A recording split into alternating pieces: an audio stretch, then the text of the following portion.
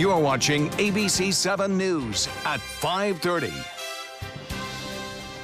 Welcome back. Sarasota County work crews spent much of today removing dead fish and other sea life from Siesta Beach. That cleanup is a result of this recent red tide bloom. The process took hours and crews will likely have to continue tomorrow. ABC7's Rick Adams joins us live from Siesta Key with more details. Rick? Yeah, Jacqueline and Scott, good evening. There's still a little bit of a smell out here and some dead fish, but things are definitely looking much better. 16 tons of dead fish have already been removed from Siesta Beach alone, and there's much more to come. We began heavy cleanup efforts starting this morning as soon as we received turtle clearance from Mote Marine. So we've been going strong since 7 a.m. this morning. Machines with beach rakes are doing a bulk of the work, with some staff also picking them up manually. It's then driven to the landfill in Nokomis. People who live here or are just visiting are grateful for the work being done. They came out right away and cleaned up the fish with their trucks, and now we just have to look at the conservation. What can we do to bring back the fish that were lost? This work will be going on for at least the next day or so, and the same work will be happening at area beaches in addition to Siesta. We'll monitor it tonight. We'll see what the tides do. Hopefully the impacts lessen, but we're geared up and ready to go full steam tomorrow if need be. And in addition to Siesta Beach here, they are planning on cleaning up the dead fish at Lido Beach and Turtle Beach tomorrow. Reporting live from Siesta Beach, I'm Rick Adams. Back to you. Rick, thank you. Well, the algae blooms are poisoning a variety of our marine life, causing them to suffer and die before they even wash ashore. But ABC7's Rebecca Fernandez has some details on how you might be able to help save some of them. She joins us now live from Venice. Rebecca, what can you tell us? Jacqueline, well, so many people have reached out to us to find out how they can save these animals. Today I spoke to the Mote Marine Laboratory to get some answers. Now they're trying to get it revived. This is the heartbreaking reality of what's happening to our wildlife. Fish, sea turtles, dolphins, even whale sharks are being killed by the toxic algae in our waters. When they're still alive, they're really disoriented, they have a hard time, they're uncoordinated, then they might have like these flurries of almost like seizures and then go comatose. Like it kind of, you don't exactly know what to expect. They also come in full of edema, almost like they're swollen. They're sort of very typical things we see with these red tide toxicities. But if you happen to come across one of these animals in distress, there is something you can do to help. The quicker we can get to them and the quicker we can get them out of the environment, the better. Marine experts say the first thing you should do is either call Mote Marine or Florida Fish and Wildlife. Any kind of documentation people can provide us when they're on scene really helps us make decisions about how many people we need to bring, what equipment we need to bring. So any kind of sort of photo documentation, video documentation is really key to help us so that we can get either the right people there or at least give the people that are there the right things to do. Then try and stay with them until the right help arrives. If the animal is small enough that you can carry it on your own to shore, then you can do so. But if it's a large mammal, like a manatee, experts say to wait for help because you or the animal can become more injured. It's also very important to report any sick or dead animals that you find, because if those toxins stay in the water or in the air, it can just cause the algae bloom to continue spreading. Live in Venice, Rebecca Fernandez, ABC7, your Suncoast News. Rebecca, thank you. Now, if you come across dead fish, you are asked to report it to the Florida Fish and Wildlife Conservation Commission. That toll-free fish kill hotline can tell you how and where to report fish kills, fish with parasites, or other fish abnormalities. That number is 1-800-636-0511. You can also submit a fish kill report online at myfwc/fishkill. FWC scientists study disease and mortality in wild fish populations, and reports of dead fish can help them respond to disease events. Time to get a check on our weather this evening. Steve Newman in for Bob tonight. Hi, Steve. Hi, Scott. You probably can't tell that there's some subtle changes going on the weather. If you walk outside, it feels like 103, at least it did an hour ago. But there are subtle changes, and they have to do with the wind flow. Last few days, the winds have been blowing the storms in from the south, and now look, the wind is coming in from the southeasterly direction. And that's going to set up a more typical weather pattern, meaning that the afternoon sea breeze kicks in, moves inland, triggers thunderstorms, and the outflows come back with particular thunderstorms, cooling us off for the evening. That's a classic pattern. Doesn't happen that way every single day, but that's what we would expect at this time of year. We're seeing some storms today. That pattern's not kicking in this afternoon, but it's an engine that I think will develop as we move into the weekend. There was one strong storm in the last couple of hours from I-75 Lakewood Ranch and University Park up into Manatee County right along I-75, but it is dissipated at this hour. Now, the future radar model has changed a little bit. It's been very aggressive on rain for us about 8, 9, 10, 11, 12 o'clock, and it still does, but not as the heavier coverage it had earlier in the day, but we'll keep an eye on that. Odds are we're going to see some showers somewhere in the area late this evening into the early morning hours, and a lot of clouds too, but right now we're going to cool off very closely. 87 at the 6 o'clock temperature with partly cloudy skies. Get a little more cloudiness as we move into 8 o'clock. Then that chance of showers and thunderstorms increases, I think, 8, 10, midnight, 2 a.m. But if you go out early, you're probably not going to need an umbrella if you're going to be home by 10 o'clock. That's my guess at this point. And then tomorrow, we'll kick this thunderstorm engine in once again. We'll have a complete look at the weekend outlook right after this. Scott, Jacqueline. Okay, thank you so much, Steve. Florida Fish and Wildlife Research Institute tests dozens of water samples each week, and then they report those findings to the public. A former lead researcher for red tide at the Institute worked for FWC for 15 years, putting out those weekly reports showing areas that were affected by red tide. ABC7's Taylor Torregano joins us live now with Karen Atwood to talk about her experiences with red tide. Taylor? That's right, Jacqueline. Scott. Karen Atwood did have that long history with FWC. Now she's a biology instructor here, and this is one of her classes for USF. Can you tell me a little bit, Karen, with your long history with red tide, where exactly does this harmful algal bloom begin? So the Florida red tide organism, Corynea brevis, actually begins to bloom well offshore of the west coast of Florida in the Gulf of Mexico, anywhere from 10 to 40 or 50 miles offshore. And it's the currents in the Gulf of Mexico that actually concentrate those cells and brings them inshore on the west coast. So even though it could be miles and miles off the shore, we're feeling the effects because of winds and currents and things like that. So what exactly causes this harmful bloom? There's a lot up for debate. People go back and forth. What is the cause? So we have a lot of different physical factors along the West Florida shelf of Florida that can actually cause those bloom concentrations to come into shore and cause them to concentrate in the numbers that we see when we have these very large numbers like we're seeing right now along the West Florida shelf. So mostly it's going to be the currents and those winds that bring them inshore and concentrate them. And normally we see those blooms like we do now anywhere from Pinellas County down into the Keys or down into Monroe County. So normally we see them pop up like around Siesta Key, Sanibel Island, and then we see them further south, and then sometimes we'll see them come up into Pinellas County. So that's not completely unusual. And we can see these blooms occur anywhere from 3 to 4 months at a time, and even up to 18 months or longer at one time. And oftentimes they start in late maybe September, October, and proceed into February or March of the next year, but it's not unusual for it to occur even longer than that. And is that why it appears, at least for us or for the beachgoers, that it comes in waves, even though it may be present offshore? That's correct. Corynea brevis is in the water up to about 1,000 cells per liter all the time. That's considered background levels. But when it concentrates like this, sometimes it can appear that it waxes and wanes in that way, but a lot of that has to do with the reporting.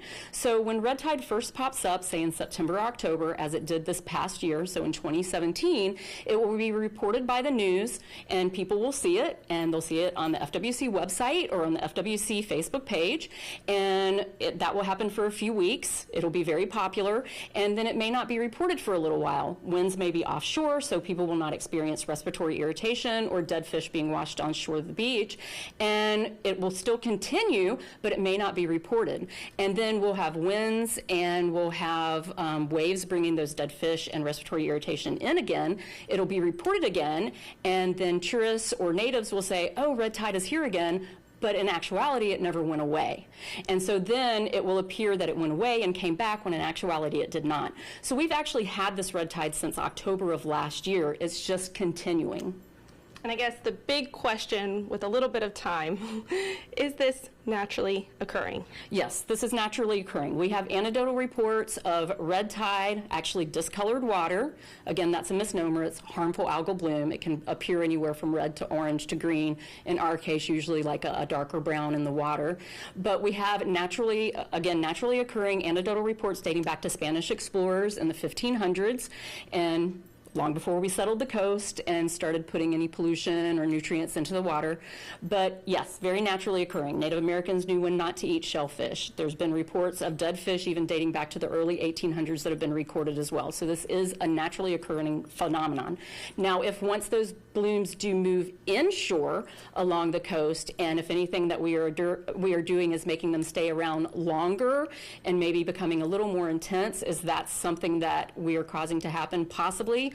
But correlation does not actually mean cause and effect. We would need a very long-term study in order to, determine that. Exactly. Great.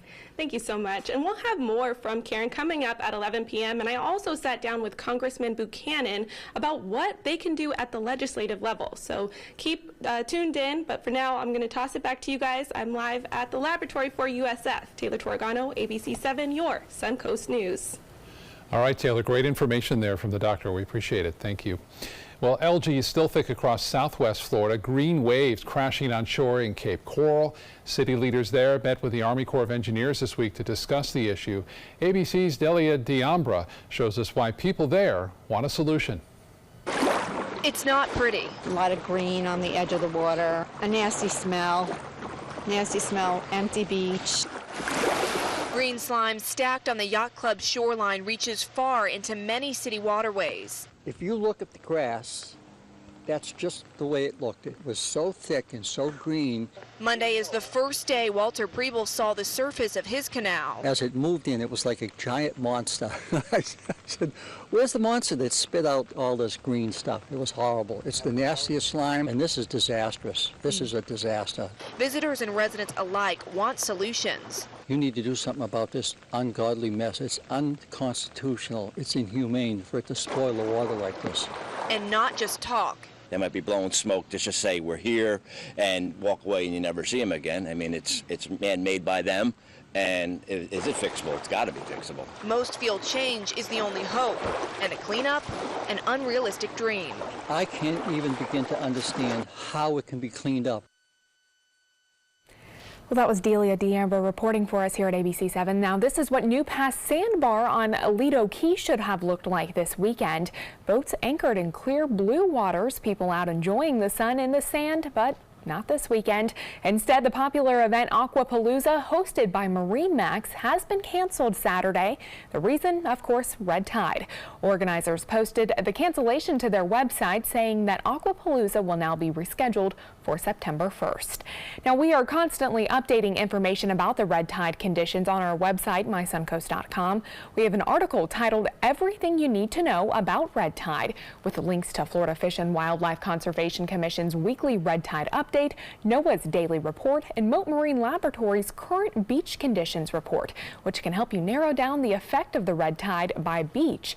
It shows just how much red drift is in the water, if people are experiencing respiratory irritation, and if any dead fish are washing up on the beach that you may be going to. Still to come in your Suncoast News this evening, a murder mystery involving a prominent Houston doctor, how police identified a suspect with a possible decades-long vendetta. Plus, why Ohio State's head football coach Urban Meyer is now being investigated by the school. Reorganizing a space in your home? Save up to 20% on our beautiful light finishes during the California Closet's Shades of White event. Contact us today for a free design consultation. Visit our showroom or online at californiaclosets.com. Excuse me a minute. Hi, Dad. No, don't try to get up. Hi, I'm Julie, a right-at-home caregiver. And if I'd been caring for Tom's dad, I would have noticed some dizziness that could lead to balance issues. That's because I'm trained to report any changes in behavior, no matter how small, so Tom could have peace of mind. We'll be right there. We have to go.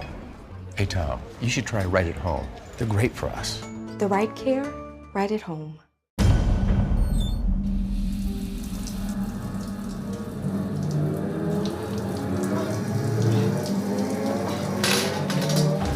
When you are home alone, an emergency can become a tragedy. However, with any of Life Alert's 3 emergency systems, help can be summoned immediately, whether in the bathroom, I've fallen in the shower. at home, Help! I've fallen and I can't get up. and on the go. Help! I've fallen in the park and I can't get up. Don't worry, help is on the way. Life Alert saves a life every 11 minutes. For a free Life Alert brochure, call 1-800-518-0221. That's 1-800-518-0221. Call now, 1-800-518-0221. For a free brochure, call 1-800-518-0221. Did you know you could get life insurance for less than 32 cents a day? With Guaranteed Acceptance whole life insurance through TrueStage, you can get up to $25,000 in protection with a single phone call. TrueStage can help free your family from immediate financial stress when you're gone. Utility bills, mortgages, car payments, those are a lot of things that can add up pretty fast. And even if you're on a fixed income, prices fit your budget, starting at less than 32 cents a day. Plus, your price will never increase and your benefit will never decrease. And with no medical tests or health questions, you cannot be turned down for any reason. Call 1-800-842-7189. Now, for a free, no-obligation quote, TrueStage offers plans to fit your budget. Help protect your family from immediate financial burdens after you're gone with Guaranteed Acceptance whole life insurance through TrueStage. Call 1-800-842-7189. Now. Reorganizing a space in your home? Save up to 20% on our beautiful light finishes during the California Closet's Shades of White event. Contact us today for a free design consultation. Visit our showroom or online at californiaclosets.com. Now to new developments in the manhunt for the killer who gunned down a well-known doctor in Houston last month while he was biking to work. Investigators identifying the suspected killer as 62-year-old Joseph Pappas, saying they believe he held a decades-long grudge against Dr. Mark Hosnet and ambushed him out of revenge. Investigators say the suspect has been missing for 2 days. Police raiding his empty house after getting a tip earlier this week. The family of the doctor, who once treated former President George H.W. Bush, says they're grateful for the diligent work of those who help identify the accused killer. Major controversy in college sports happening right now. One of the winningest coaches in college football placed on paid administrative leave. Ohio State University investigating head coach Urban Meyer after claims he knew about domestic abuse allegations against former assistant coach Zach Smith. The accusation dates back to 2015, but Smith was just fired last month. Meyer said he knew of an alleged incident between the two in 2009, but only found out about the recent allegations from 2015 in the last few days. Meyer says he agrees with the decision to place him on administrative leave until this investigation is over. Now to First Alert traffic. Emergency roadway repairs are underway in Bradenton after a water main break. The outside lane on State Road 64 from 8th Street West to 10th Street West will be closed for the next 2 weeks. The right turn lane from State Road 64 to 10th Street West will also be closed during that time. The city of Bradenton plans to implement a detour while repairs are underway. And speaking of traffic, let's get a check on our First Alert traffic at this hour for the drive home. We are seeing a crash on US 41 in the northbound lanes just before 66th Avenue. The right lane is blocked, causing some traffic in that area. Now let's go check on our weather now with meteorologist Steve Newman, who's in for Bob this evening. Hi, Steve. Hey, Scott. We got some subtle changes going on in the weather. We do have that red tide even along the Casey Key coast down toward Fort Myers, but it's still not so bad up in Manatee County as we've been hearing during this newscast. Subtle changes mean that we're going to have a more typical weather pattern over the next several days. It's typical to be 89 at this hour right now with a dew point of 75. Across the state, it is very warm, and it feels even warmer than these temperatures. Key West was feeling like 101, 102 last hour. Right now, the air temperature at Orlando is 84. And across our viewing area, pretty much in the upper 80s to low 90s, but it feels maybe 7, 8 degrees warmer than that if you step outside. And a subtle change we're talking about is this southeasterly flow that's developed. Instead of coming up from the south, the storms are moving more from the southeast, and that is a more typical pattern for this time of year. We did have a fairly strong storm up I-75 during the afternoon hours. It's washed out over Tampa Bay, but parts of Pinellas County and Hillsborough County still getting some scattered thunderstorms at this hour. And a wider view shows that flow, look very carefully, the storms are moving to the northwest. So that is a change that will be with us through the weekend. Make it feel pretty typical for this time of year. We have a stationary front along the Atlantic coast. It's warm and moist ahead of it, a little bit drier. Not too hot at all here, but out west it is blistering hot, 107 at Phoenix. And as we know, we have that high fire danger, that car fire up around Redding. You can see the smoke blowing off from it right now, the one in the wine country between Ukiah and Lake County. You can see the smoke blowing from that. They have about 30% containment of the car fire up around Redding, and some people today are able to come home. California Governor Jerry Brown blamed climate change on making wildfires like this even more likely at a news conference yesterday. And we would like to think the fire danger is going to ease up, and it will slightly over the weekend, but the long term does not look good.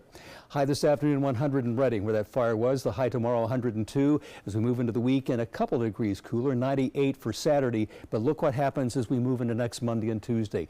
Back up to about 100 and I believe it was 107 degrees, the predicted temperature next week. And Medford, they've got fires around Medford as well. It does not look like they're going to have any relief from the dry heat out there anytime soon.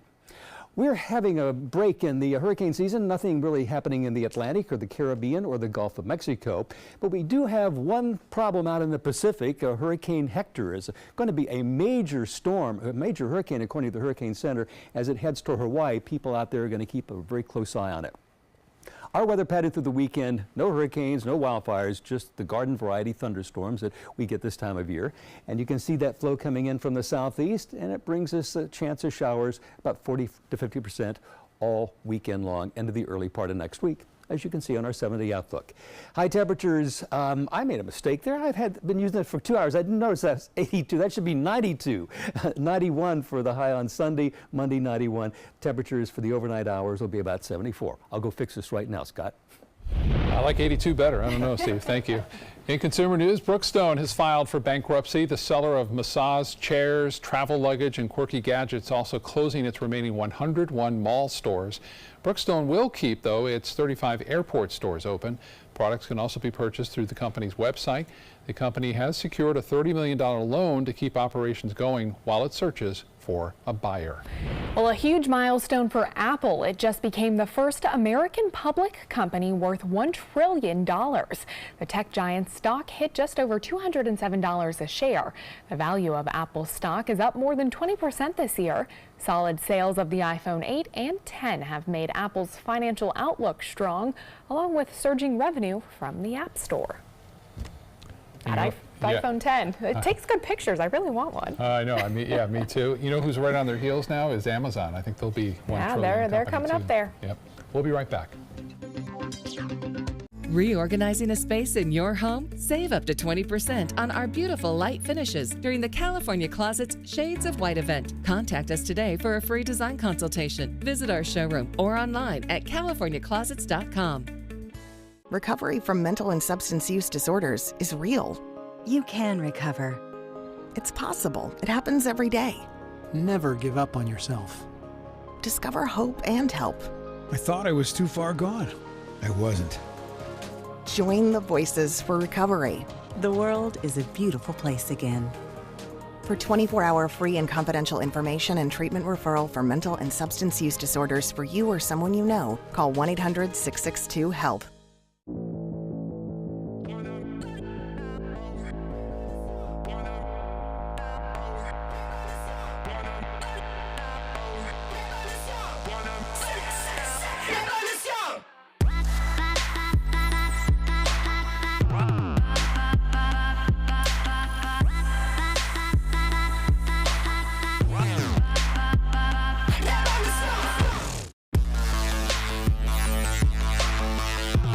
Supan, part of the U.S. Paralympic rugby team. In my game, movement is everything. I get frustrated when my move is blocked, especially when that guy has no right to be there, even just for a minute.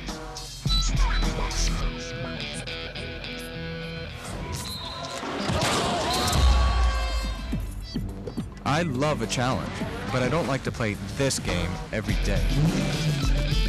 A message from the United Spinal Association. They are the greatest fighting force the world has ever seen. But what does it take to bridge the distance and keep them connected to family, home, and country? What does it take to strengthen our service members so they can be the greatest force for good in the world? It takes a force. Be a force behind the forces. Give today at force.uso.org. To be able to just get my son here and not think about how we will pay for it, it just takes so much weight off of my family. St. Jude allowed me to focus on being a mom to Bryce. And sometimes I'm just in awe of the impact St. Jude has, not only on this community, but the world.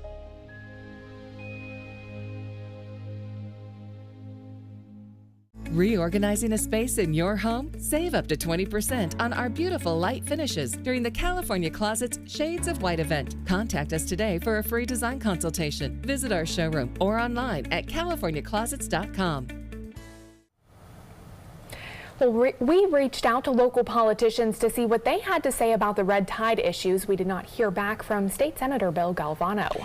But we did talk to Congressman Vern Buchanan, and coming up at 6, we'll tell you why he says it's so difficult to get funding to combat red tide and what his plans are to find a solution when he gets back to Washington. Plus, we'll take a look at how red tide is impacting local charter fishermen and their businesses. And at 7, a shark expert from Mote Marine Lab will talk about the recent shark spottings here on the Suncoast. Are more sharks actually migrating to our area, or is social media bringing more awareness to sharks in our waters? That story coming up at 7. We'll be right back.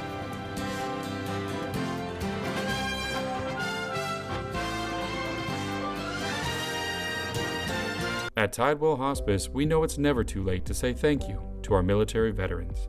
The Tidewell Honors Veterans Program has provided care to more than 13,000 military families since 2008. Tidewell volunteers help honor veterans through special pinning ceremonies that demonstrate our appreciation for the freedom our veterans fought to defend. If you know a veteran who can benefit from end-of-life care, call or visit tidewell.org today. Tidewell Hospice. It's more than you think. Every day we take steps to keep the people we love safe, but some health risks are easy to miss. Ticks hiding in the yard can spread germs, like the ones that cause Lyme disease. Mice searching for food can spread bacteria that makes us sick. Mosquitoes lay eggs in standing water and can spread West Nile virus and more. Cockroaches are drawn to water in the home, leaving behind allergens that can trigger asthma attacks. Common pests can threaten our health. Learn how to protect your family at pestworld.org. Dear parents, it's time for a pop quiz. What's the best kind of play for kids? Play that makes us think? Or helps us pretend? Or teaches us rules? Or to be creative? Actually, every kind of play is important because different kinds of play give us different kinds of skills. Help us mix up the ways we play. Okay, class dismissed. Now go play.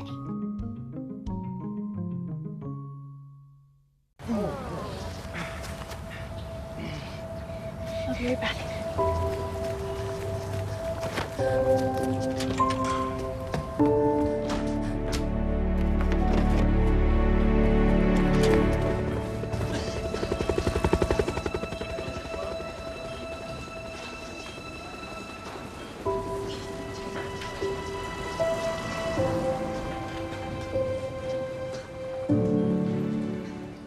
ABC7 News at 7, weeknights.